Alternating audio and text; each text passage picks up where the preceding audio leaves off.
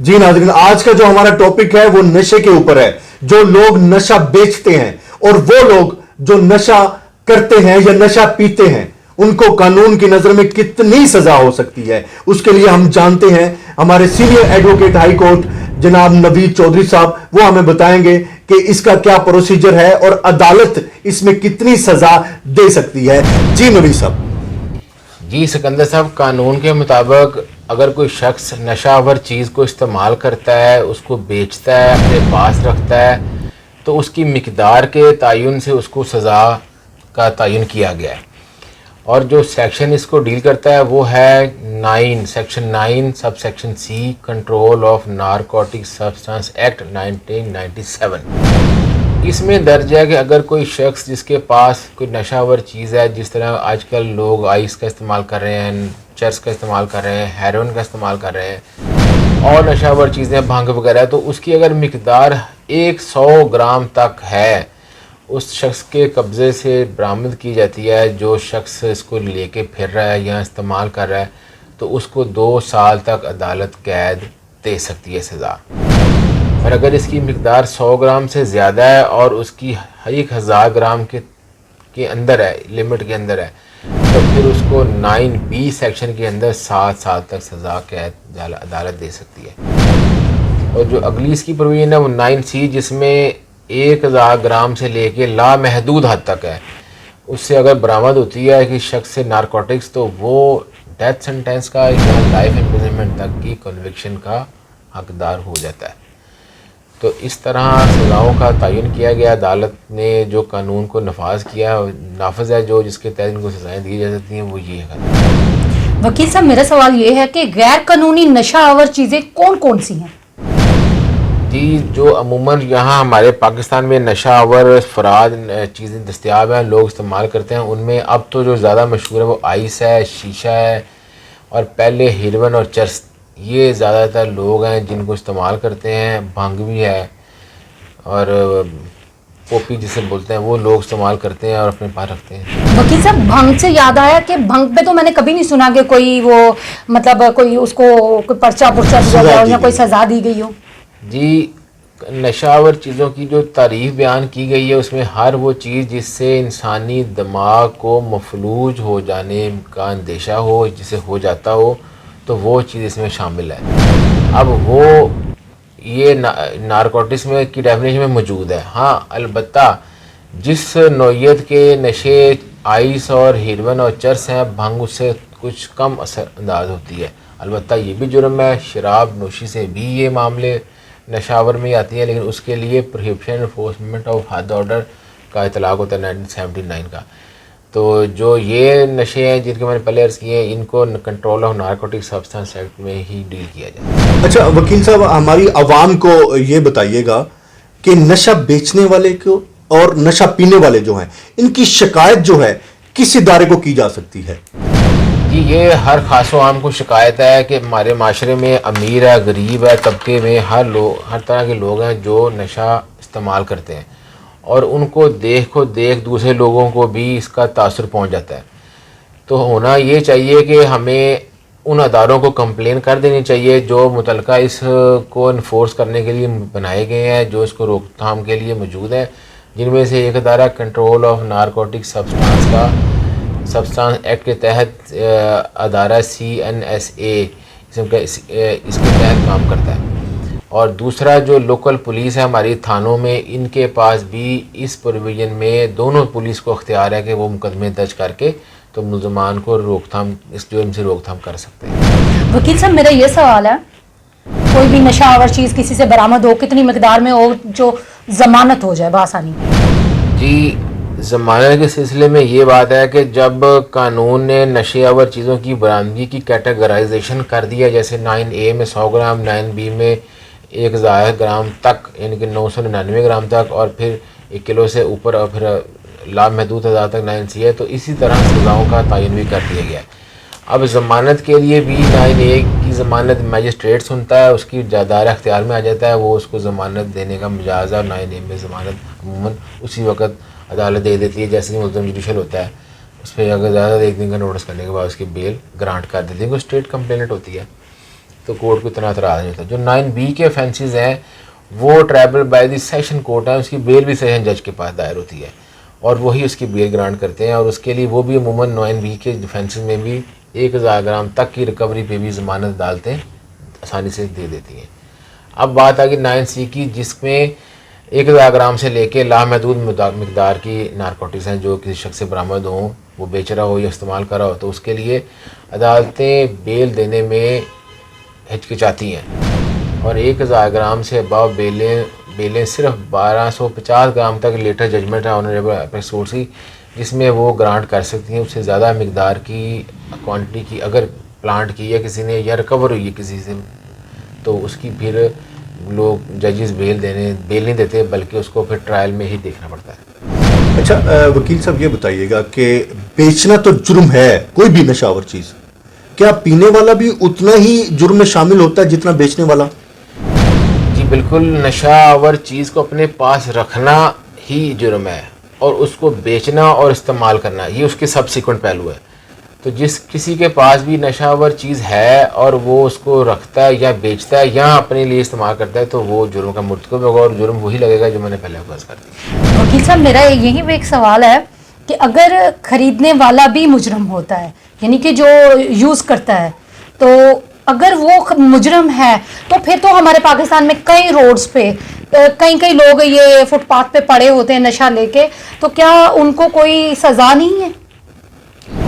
जी आप बिल्कुल ठीक कह रही हैं, नशावर चीज़ को रखना, इस्तेमाल करना, नशई बनना ये जुर्म है। अब हमारे अदारे इसको कंट्रोल नहीं कर पाते हैं, तो जो लोग सड़कों पे, दीवारों पे, दरबारों के पास, किनारों पे बैठे हैं, नशावर चीज़ें इस्तेमाल करते हैं, उनको पुलिस हाथ नहीं डालती है, क्योंकि वो खुद अपनी ज़िंदगी से आरे हुए थे और उनको कोई अपनी ज़िंदगी से कोई खुशुसलूबी रह नहीं गई होती है। तो अदारे जो हमारे लॉ इन्फोर्सिंग एजेंसी है, जैसे ANF है या जैसे पुलिस है, वो उन बंदों को पकड़ने में गुरेज महसूस करते हैं कि इनको हम ले जाके अपने पल्ले से रखेंगे और जेल्स की भिजवाएंगे और फिर ये वहाँ से रिहा होकर आएंगे और उनके लिए अजाब बन जाता है। इसलिए वो अमूमन उन लोगों को हाथ नहीं डालते हैं। इनके लिए रिहेबिलिटेशन सेंटर्स बने होते हैं जहाँ पर इनको हुकूमती इदारों की तरफ से रिहेबिलिटेट करने की कोशिश की जाती है कि ये दोबारा अपनी ज़िंदगी नॉर्मल लाइफ की तरफ ले आए, तो उनको वहाँ भिजवाया जाना चाहिए ताकि ये आम आवाम पे ऐसे गलत लोगों का तासुर ना पड़े और हमारे जो शरीफ बच्चे हैं उन पे भी तो ऐसा असर ना पड़ जाए कि जो इनके पीछे लग जाएँ और ये फिर जराम करें। अच्छा वकील साहब, एक बंदा पकड़ा गया, उससे कोई भी नशा आवर चीज बरामद होती है, तो कौन सा ऐसा इदारा है जो बरामदा चीज को तयन कर सकता है कि ये नशावर है? जी इसकी लेबॉर्ट्रीज़ होती हैं, कानूनी तौर पे फोरेंसिक साइंस लेबॉर्ट्रीज़ हैं जो इस भेजे गए मिकदार का तयन करते हैं कि इसमें नारकोटिक्स है और वो किस मकसद के लिए है, कौन सी नारकोटिक्स है। तो पंजाब में पंजाब फोरेंसिक साइंस लेबॉर्ट्री है, ठोकर न्याज बेग के पास इसका दफ्तर है। वहाँ पर हमारे पुलिस के जो लाहौर के ज़्यादातर पुलिस वाले हैं वो भिजवाते हैं सब वहाँ पे सैंपल अपने, और वो उसकी रिपोर्ट मुफस्सल भिजवाते हैं जिसमें ये तयन होता है कि जो बरामदा नारकोटिक्स इन्होंने प्लांट की होती है क्या वाकई वो नारकोटिक्स थी और उसका कौन सी नारकोटिक्स से ताल्लुक था, तो फिर वो उसकी रिपोर्ट तफसीली आ जाती है। वकील साहब मेरा एक और सवाल है, जैसे आप ये अदारा कह रहे हैं कि नार्कोटिक्स के मुताबिक वहाँ अदारा है तो वहाँ चेक की जाती है ये, तो क्या ये हर सिटी में मौजूद होता है अदारा? जी ये हर सिटी में नहीं है, ये बहुत कम सिटीज़ में है। लेबॉर्ट्री पंजाब गवर्नमेंट ने बनाई हुई है। इवन हमारे पिछले दिनों सिंध में से भी सैंपल यहाँ पर आते रहे थे कि वो इसकी फोरेंसिक करके रिपोर्ट बनाएं कि वो क्या है। हमारा क्रेडिबल अदारा पंजाब का। सर मेरा एक और सवाल है कि अगर हर सिटी में ये अदारा मौजूद नहीं है तो हर सिटी में हमारा कानूनी अदारा मौजूद है, जैसे कि थाना, ये तो हर सिटी में मौजूद है। पुलिस जब किसी भी मुजरिम को पकड़ती है उसके पास से ड्रग्स बरामद होती है, तो क्या वो इतनी दिक्कत करते हैं कि वो उस अदारे तक पहुँचाएँ हो ताकि उसकी तफ्तीश की जाए? कानून में उन्होंने 42 आवर्स डिटर्मिन कर दिए हैं कि इस टाइम के अंदर अंदर सैंपल जो आपने अक्यूज से कलेक्ट किया होता है उसको लैब में भिजवाना होता है। तो वो अगर किसी और ज़िले में भी है या किसी और शहर में भी है तो उसको वो भिजवाने के लिए सफिशिएंट टाइम है कि यहाँ आके लेबॉर्ट्री में जमा करा जाते हैं सैंपल। तो वो हो रहा है इधर लेबॉर्ट्रीज काम है अभी पाकिस्तान में, पूरे हर ज़िले में हर शहर में नहीं बनी हुई है। अलबत्ता जहाँ जहाँ हैं फिर वहाँ आगे ये जमा कराते हैं सैंपल, तो फिर वहाँ से रिपोर्टें मिलती हैं। नहीं, देखा जाए वकील साहब, मेरा एक और भी सवाल इसी सवाल से निकल रहा है, माजूर चाहती इसके अंदर साहब। पता है क्या मेरा सवाल अब ये है कि देखें, जैसे कि हमारे कानून में होता है अक्सर कि मतलब इर्द गिर्द कर दी जाती है बात, और ज़्यादातर हमारे भाई सीधे साधे जो नशई होते हैं उनके वालिदैन वैसे ही मरे होते हैं, तो वो कहाँ जाके पता करेंगे कि भाई इसकी आपने चेकिंग करवाई है कि नहीं, ये असली है या नकली है। तो अगर वो नकली हो, ड्रग्स जानबूझ के किसी को फंसाने की मद में डाली गई हो, तो उसका क्या किया जा सकता है? जी, अक्सर मुझे जो मुकदमात में अभी आज तक लोगों की तरफ से हालात मालूम हुए हैं वो ये हैं कि वो घर पे सोए होते हैं और पुलिस पकड़ के ले जाती है और ले जा के उनको रास्ते में से डाल देती है। जी, उस रास्ते पे फलां रास्ते से आ रहे थे, उनके पास से इतनी नारकोटिक्स बरामद हुई थी, वो किलो थी, आधा किलो थी। तो ये तो पुलिस कर रही है, अपने इख्तियार से तजावज़ करती है। जब यही बातें हम ट्रायल में ले जाते हैं और एविडेंस करवाते हैं तो वहाँ दूध का दूध और पानी का पानी हो जाता है और फिर वो हमारे अक्यूज एक्विट हो जाते हैं, अदालतें उन्हें बरी कर देती हैं। तो क्योंकि झूठे मुकदमे बने होते हैं इस वजह से हो जाते हैं बेगुनाह और वो बाहर रिलीज़ हो जाते हैं। तो पुलिस के पास ये तो इख्तियार है कि मुकदमा दर्ज करे उन मुकदमात में जिनमें ये खुद मुद्दई बन जाते हैं और वो रिकवरी डालते हैं और कोई प्राइवेट विटनेस को साथ एसोसिएट नहीं करते कि जिसके रूबरू उन्होंने सर्च किया होता है, और ना ही कोई उन्होंने अगर घर से लाते हैं तो कोई सर्च वारंट लिए होते हैं। तो ये ग्राउंड्स बनती हैं, फिर बाद में केस एक्विट हो जाते हैं और वो ट्रायल से आज़ाद हो जाते हैं, रिहा हो जाते हैं। वकील साहब, इसी पे मेरा एक और सवाल है आपसे। जिस बंदे को पनिश हो रही है, जिस बंदे को मतलब माने कि 3 साल के लिए बंदा अंदर चला गया है, इन्होंने उसको पकड़वा दिया है सिर्फ अपना कोटा पूरा करने के लिए, तो अब वो नशई के घर वाले तो बेचारे उसी के पास से खाते पीते थे, वो नशा भी करता था और कुछ कमा कमू के भी देता था, तो उसके घर वालों को नुकसान पहुंचा। 3 साल वो रुल गए, उनकी माएँ बहनें भी होंगी बीच में, जो बच्चियां काम करने लग गई बाहर, कोई मांगने लग गया, कोई घरों के बर्तन मांजने लग गए, तो क्या ऑफिसर्स को सजा नहीं मिलनी चाहिए? क्या अदालत में कुछ ऐसा है? उसके लिए रिकवरी ऑफ डैमेजेस का सूट फाइल किया जा सकता है जो सिविल कोर्ट में समात आ सकता है। उसमें अगर कोई कोर्ट कायल हो जाए कि ये इनकी ला कानूनी की वजह से ये मुकदमा दर्ज हुआ, तो फिर कोई डैमेजेस का क्लेम किया जा सकता है, वो अदालतें दे सकते हैं इसको। अच्छा वकील साहब, 1250 ग्राम जो है वो कोई भी नशावर चीज़ बरामद होती है, ख़ासतौर पे चरस जो है, उसकी ज़मानत अवेलेबल है?